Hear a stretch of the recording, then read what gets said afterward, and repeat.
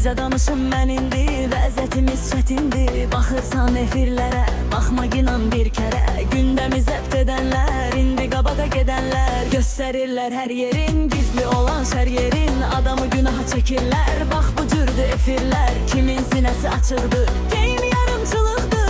Evdə qalıbdır geyim, hünərim var nəsə deyim. Tutub içəri basarlar, lazım olsa asarlar. Daraqacazdan səni, öldürüb acından səni. Səndə görərlər günah, necə olacaq bəs sabah. Hamısında var həci, var açıq aşkar həci. Çəkinmədən deyirlər, efirdə söylüyür.